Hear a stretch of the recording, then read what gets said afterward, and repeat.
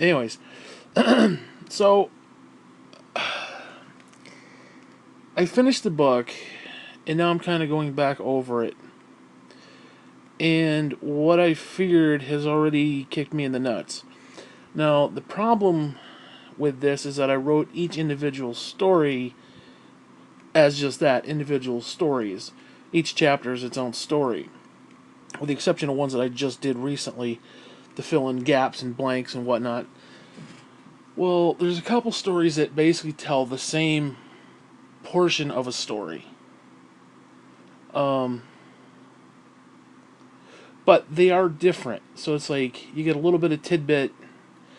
In other words, each chapter is its own thing.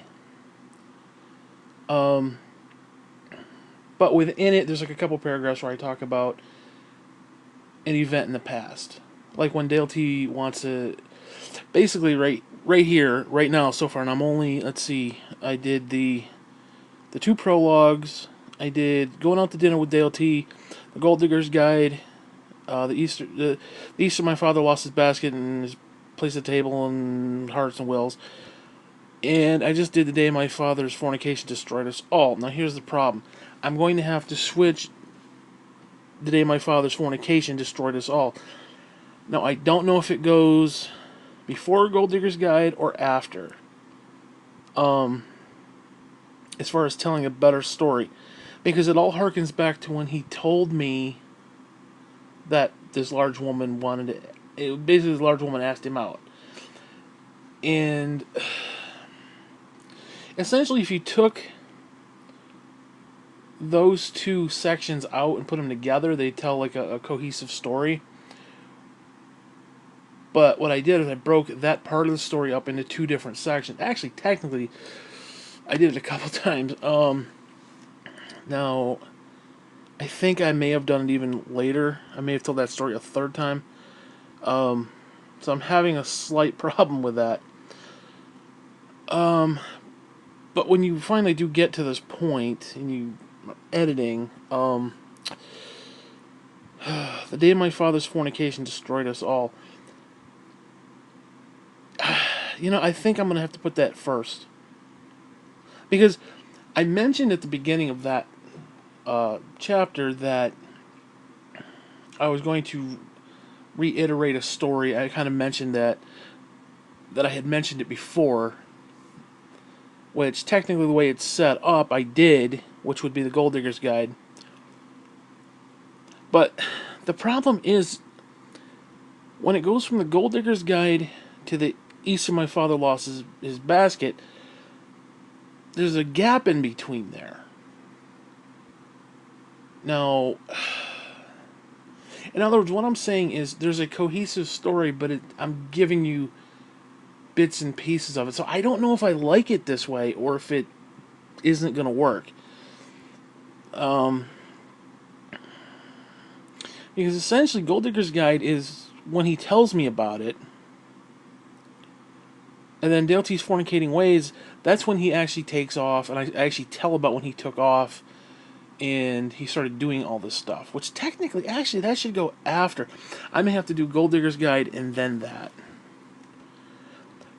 Yeah, because what happens is when it goes from Gold Digger's Guide, Graham and Jean, they love Dale T. Everybody's happy, everything's good, blah blah blah. We're all good. We're all family. And then in chapter 3, the Easter My Father Lost It. Now everybody hates him, and I never explained why. So there's a huge gap in there. So if I take Fornicating Destroyed Us All, put it after Gold Digger's Guide and before the Easter, it doesn't totally fix it, but it makes it better. So I'm going to have to do that, I think. I'll have to switch that around. So it's not... Well, see, here's the thing. Gold Digger's Guide kind of... Like, if you were to take that story of him asking me... Yeah, that would be a better place. Because, yeah, no, actually, I was right. I'm right. It's a much better place. Because it goes from him asking me in Graham's small room where we were putting in the air conditioner, whether it was okay to date somebody.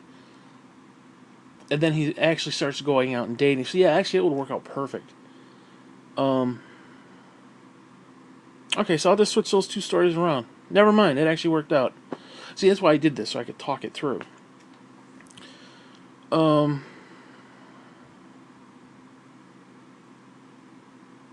shoot. Um, actually, now that I think about it, the next one, the day my father took off and abandoned me, leaving me for dead with only a hope and a dream in my heart and some old bologna in the fridge. Um, I may have to, I may have to take those two. Actually, those two might work really well. I only have 17%. Damn it. Oh, I need. Damn it. It's like I got all this work I need to do here. I may have to take those two and put them between Gold Digger's Guide and The Easter My Father Lost His Basket. Because I think once we got to that point, it's okay. Essentially, I just need to take that one story and move it down 2 places. That's basically it. So it's just out of order. Okay, it's not a big deal. That's not a big deal. It's one story's out of order. Now that I look at it that way, because before it was like, okay, then I got to move this one up, then I got to move that one. No, I just got to move that one down 2. Okay. Um. Yeah, so I guess that's it. I guess just right now there's no problem. Um. I don't think. Again, it tells. I was trying to write 3 a little bit differently. Only because I didn't really have a choice, because I kind of broke it up in certain ways. And I was kind of hoping it would just work and fall into place like a nice little jigsaw puzzle. And so far it kind of has. And if I move Easter Basket down 2 more places, because then after that, um, he did it for the cupboards and mortar, riches, glory, blah blah blah. Yeah, because in that story, Gene and Graham are not happy with Dale T. So it goes from we're happy with Dale T to we're not. So yeah, that one's just out of order. Actually, you know what? That's going to work much better. I will have to read the He Took Off and Abandoned Me and the Bologna in the Fridge story. No, that goes right after the fornication. So those 2 stories go right together. That's like part 1 and part 2. Which then would explain, because he abandoned, basically Gene kept saying he abandoned us, which would then explain why Gene's pissed off at him. Okay, that's perfect. Actually, yes. Okay, never mind. I fixed the problem. I completely fixed the problem. No, there may be more problems here, because I think I may have retold part of that story.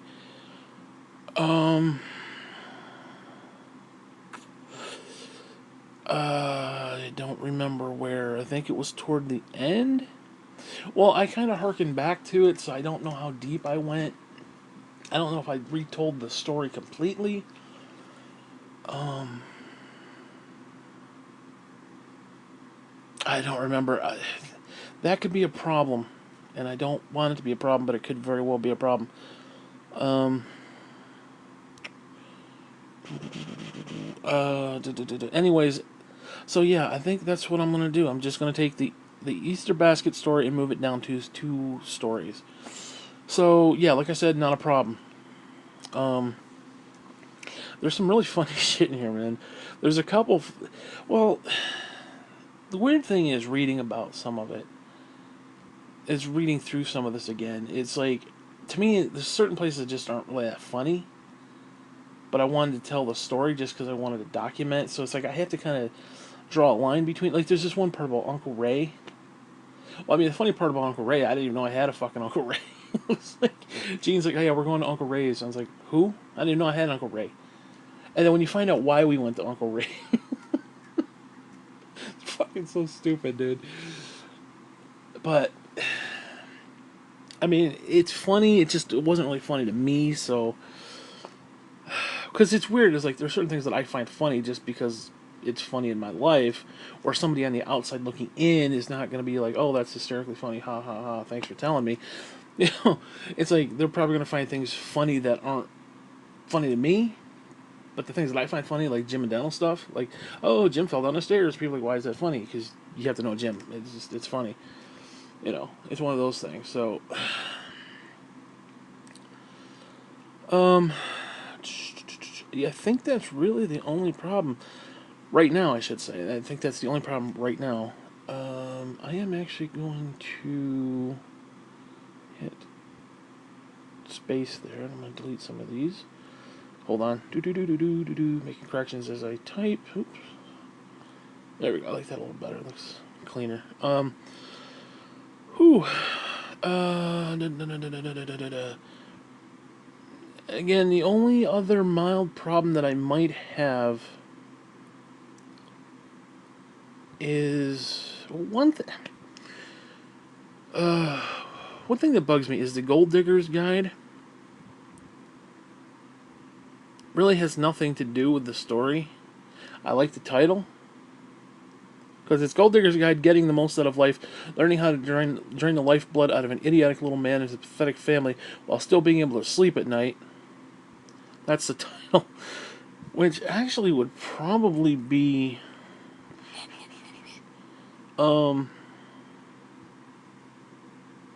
shit. It might even be better the day the Hobbit cries fall.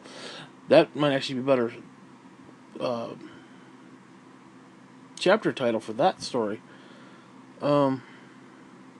Because my point, actually, I remember doing Gold Digger's Guide, and I know I had another version of it because I actually did like a point by point, like this is how you do it, and basically went through all the stuff that she had done, and you come in, you woo them with cupboards, and you come in, you do this stuff, and you give them riding lawnmower. I went into like this whole thing. I know I did a whole other section of that. Either that had some fucking Mandela effect, and I did it in the past universe, whatever. Fucking pissed me off. Don't get me started. That fucking bullshit. I mean, I guess it kind of works. It's kind of like an introduction to The Hobbit, but well, no, actually, it works because learning how to drain the lifeblood out of an idiotic little man and his pathetic family, while still being able to sleep at night. Technically, that really, I guess it works because this is him coming to me saying that this big woman from payroll wants to go out with him, and that was kind of like the beginning of it, like a guide how to like manipulate somebody stupid like Dale T. Whatever. But yeah, because as I was reading it, it went basically the first one is going out to dinner with Dale T, which is a random story with Dale T. We went to the Chinese buffet, and it was just me and him. Everything was good. Essentially, I wanted that title or that chapter to be just a like continuation of book 2. It's just the old woman's dead. It's just him and I out. He normally didn't have any money, but for some reason today he had a little money, so we went out to the Chinese buffet. Blah blah blah. And it was just a normal day.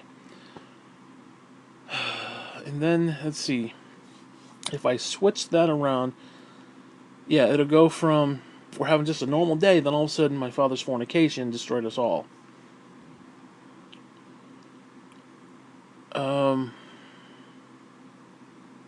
Because the problem is those two stories, they're kind of interwoven. The Easter basket, and the day my father's fornication destroyed us all. Like I said, they're interwoven to the point where they're not the same story, but I hit certain elements of an aspect of the story. Like I hint at it, and like all of a sudden he asked me one time we were at Graham's if it was okay to date, and that was like part 1, and then part 2, oh, we're up at Graham's and we're doing blah blah blah, and while we're there he's like, oh, and then I go into like detail of what it is, so it's kind of like you get a hint of it, a taste of it, and then you get like the rest of it in the second part. So I didn't actually mean to do that, and like I said, I don't know if it works. But I do know that chapters 1 and 2, the way I have them set up, did not work. Well, I'm trying to think if, like, could I leave them the way they are?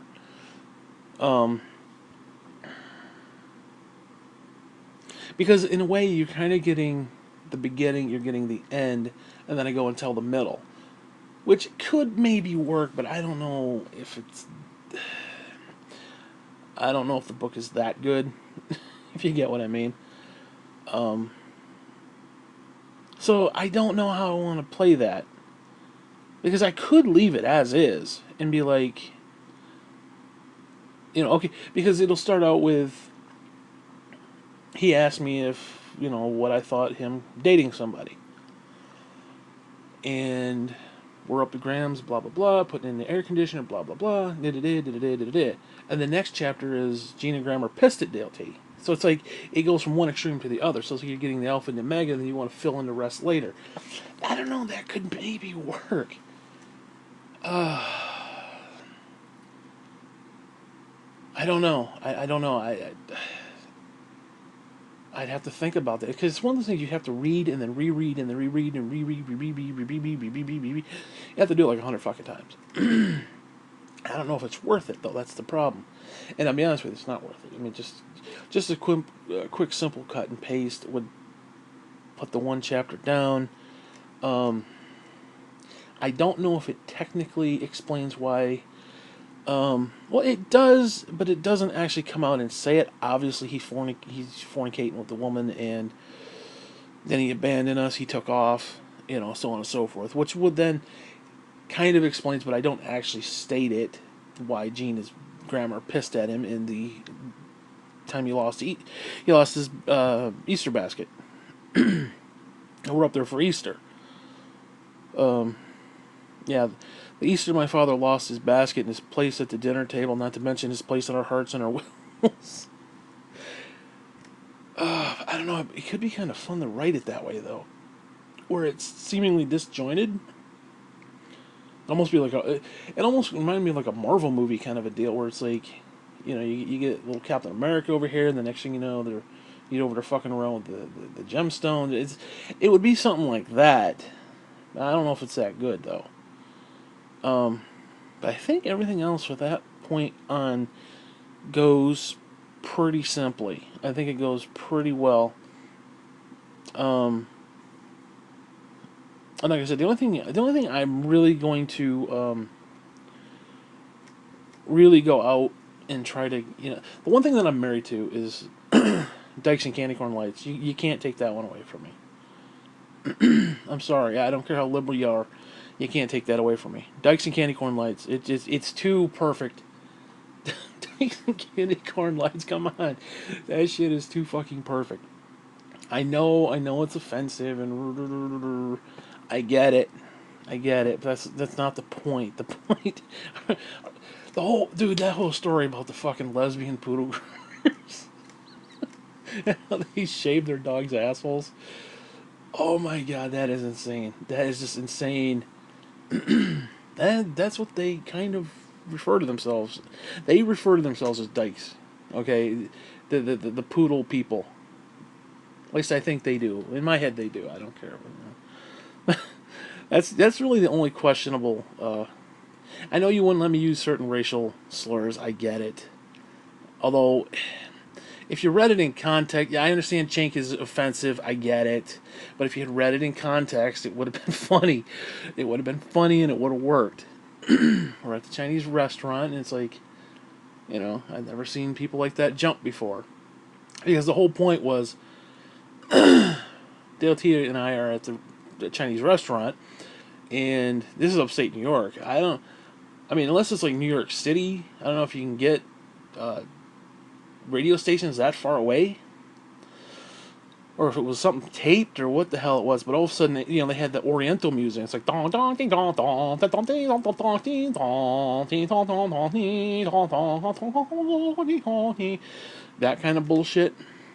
Well, all of a sudden, the station switched over quickly, and they started playing Master of Puppets. Again, we're sitting here eating our food. You're hearing don don ding don, Master, pleasant dreams that I've been and now it wasn't like super loud, and I'm probably the only person who even noticed it because I just happen to like that song. To see these, and I did use the word chink. I admit, I switched it. But to see these Asian folk jump and be like, oh, da, da, da, da, oh, master, master, and they're like, oh, da, da, da, and they're like scurrying the fuck around, and all of a sudden it just switches back over, and they kind of like go back to normal. And they're like, oh, da, da, da, da, da, da, and they're just, it was like, for a split second they started going ape shit, and then they went just right back to like regular, oh, you know, throwing out fortune cookies to everybody. Absolutely hysterical moment. I don't know if I played it up right. I don't know if I wrote it right. But it was just, master, master, pleasant dreams that I've been. You again, you had to see them, the wait staff and shit, because oh my god. Now I did say one thing kind of offensive, about them, and I didn't mean it offensive, but like I don't want to sound like a Donald Trump supporter, but there's some truth to what I said. Basically, I referred to the people who work at the. Because listen, no, let's just call it what it is. There's cute Asians, and then there's the lanky ones who don't age well, and that's basically what I said. Is that our waitress, the one in question, was one of the lanky ones who just don't age well. But then at the end, the little cute one comes out and asks me if I want a soda. You want a soda? And I was like, no, that's okay. You want the soda? And I was like, no, it's okay. I think I had like 3 at that point. I was like, I was gonna be pissing out seltzer for the rest of the night, but whatever. You want a soda? And like, no, I don't need a soda, darling. And again, I don't want it to sound like some racist manifesto or some shit, but it was just, master, Jesus, dude. Because again, it was just such a fucking transition. It went da da da da da, master, master.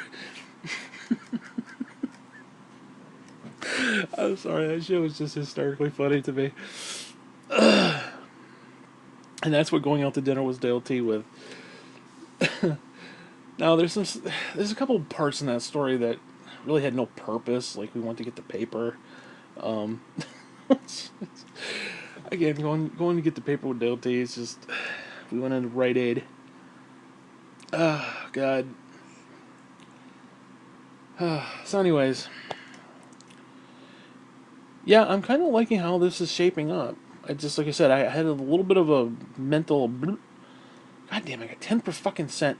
I need another fucking tablet. I need to get 2 of them. Is what I need to do. So while this one's charging, I can have another one. I can go right in because dude, like my mind right now is like, I need to go. I need to do it. I want to do this. I want to read through this stuff. I want to correct this stuff. I want to get it done. I just want to do it. Now I got 10 goddamn percent. And the thing only lasts about 3 hours. I was at 100% at about 9:45, and by like 1:30, I was down to like 17% or something like that. It's like, oh, give me a break. Fucking battery in this fucking thing. So now I'm gonna have to sit there and jerk off for another fucking 4 hours. Maybe literally, I don't know about that, but watch a fucking TV or some shit while this thing is charging. It's like, because I can't charge it and do stuff. I have to actually, shut it down. Not shut it down like all the way down, but like put it in sleep mode and then just leave it there and come back. And I come back like a couple hours and it's only like 82%. And it's like, oh, jeez. I'm trying to think, is there anything else? I really want to get into that next section though. The day Dale T abandoned me. I hope. I don't know how long it is. You know what? Let me look. Let me just. Oh shit! I hit the wrong one. If it's quick, then I'm gonna end this. Hello, I only hit the button. Thank you. Remember back in the day when you could hit a fucking button and it actually did something? Now all of a sudden it's touchscreen, tap, nothing, tap, nothing, tap, nothing. See, there's nothing that pisses me off.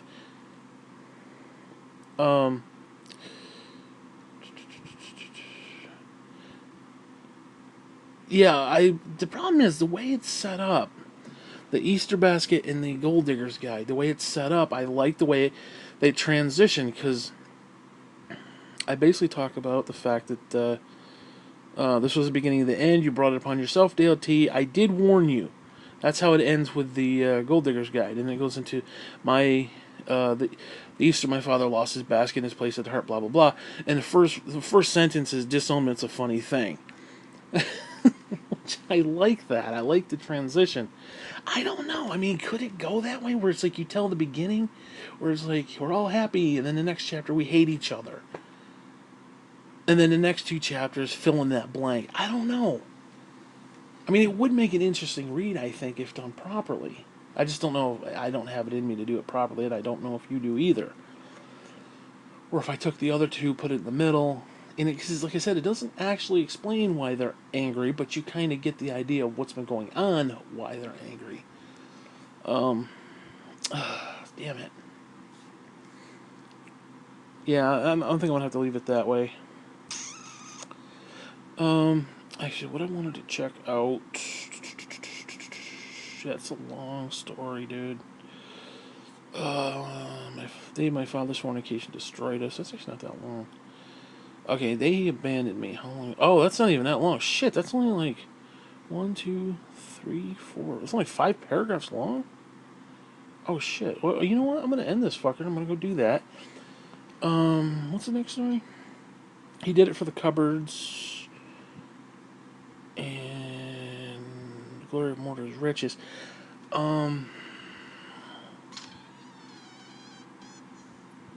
Yeah, and this is it starts. I refer to as the Camden Queen. After hooking up with the Camden Queen, Dale T starts acting like he's all ghetto gangster and shit.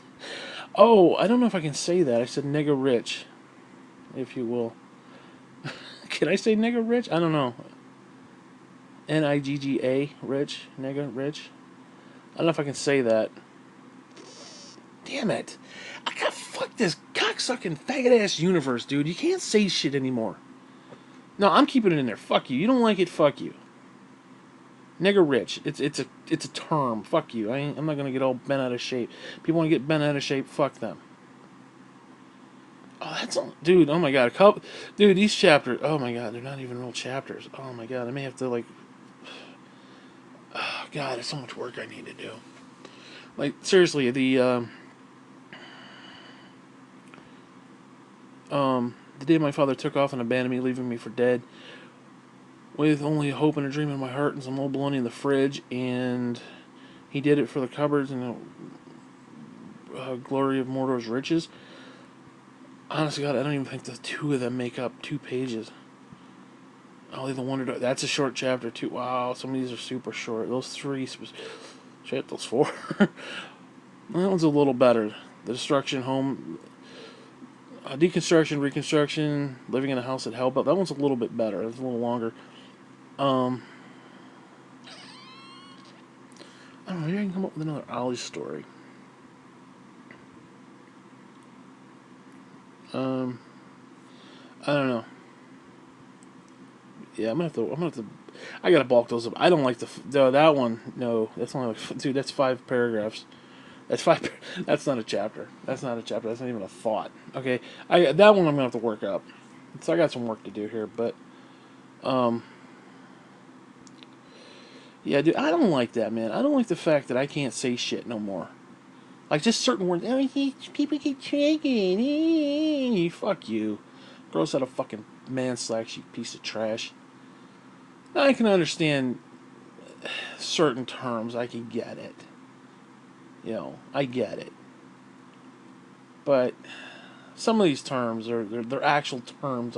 Yeah, I gotta feel guilty because I'm using an actual fucking term. I mean, come on, give me a break.